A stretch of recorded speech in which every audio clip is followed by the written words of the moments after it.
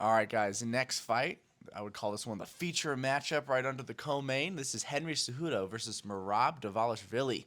What do you think about Merab? Merab is just such a workhorse. This dude's a maniac.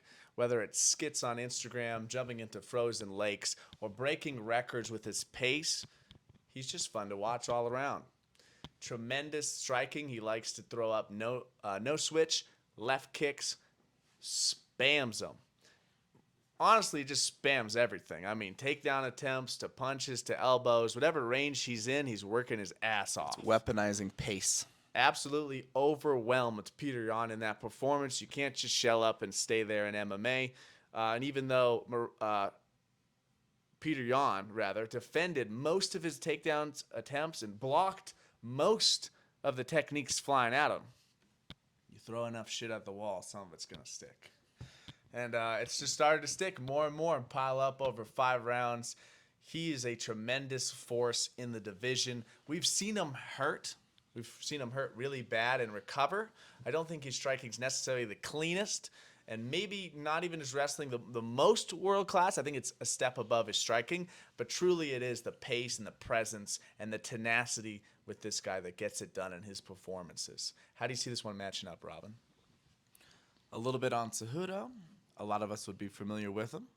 He, in recent years, has been alternating between kind of walking at you in a boxing stance and then this weird karate stance. He first used it in the second fight with Demetrius Johnson, where he overthrew And the Wilson pound for Hayes. pound king. Oh yeah, Wilson Hayes too, where Wilson Hayes, well, he'll probe with his lead hand, orthodox probe with his lead hand to find this long right straight piston, and he's operating here, ready to pull, ready to jump in. One hand really, really far out, looking like a kind of exaggerated karate stance.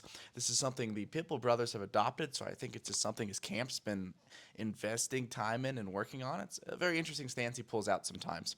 Besides that, on the feet, one of the other things I really like that he does is a game plan against someone who uses a lot of movement. This isn't necessarily going to be Merab because he's going to come at you, but when he fought Dominic Cruz wants to switch, he wants to move, he wants to circle the fence, circle the cage, be elusive. So Cejudo did the Shogun versus Lyoto Machida game plan. If that guy's going to move, I'm going to pump hands, so showing a lot of fakes, showing a lot of hands, into a low kick. He's looking to run you down into a low kick when you're just trying to move your feet. And that's a little piece of game plan you could almost always use against someone who's a mover. Besides that, in the wrestling, I don't know if you knew this, but he's an Olympic gold medalist, so he's got very good wrestling. His favorite weapon when he gets close is generally going to be his inside trip. Yep. So he'll pull you, he'll step you, he'll rip his head to that shoulder, rip his ankle with it, and hit a beautiful inside trip. This, I think, won that little edge in the fight against Demetrius Johnson because he was the one getting takedowns. He's hit it on a lot of people all the time. It's his favorite offense.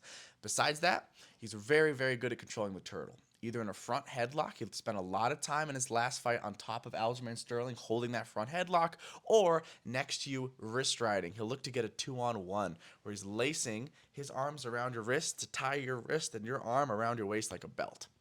Very well rounded. This guy's a beast, but this guy's a little bit older. Being the champ, retiring, coming back is a tough ask. What do you think's going to happen in this fight? I think Cejudo has two paths to victory. Either he knocks out Merab, which we haven't seen before. Really hard to do. But he could if he catches him in the right way, maybe with that piston right hand out of that karate stance with some hand fighting, or taking down and controlling and riding out some time on top against Merab, which again I think is a very, very difficult ask. In my opinion, Merab will start to take away his ability to get his offense going with his pace. Maybe in the first round he has trouble, maybe in the first round and a half, but I think as the fight plays out, Merab's pace, his presence, his attempts over and over again are going to start to wear on Cejudo. I think this is going to be a very close match. I think it for sure goes to a decision, and I think the Georgian gets this one done. I'm going to go with Merab Dvalishvili by decision.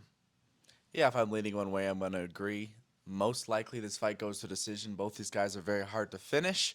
And most likely, if I had to choose, I'm going to choose Merab because he's very similar to Cejudo, but he's younger, he's hungry, he hasn't got that title shot yet. His teammate Aljamain left the division, so it's kind of open for him. He's not waiting.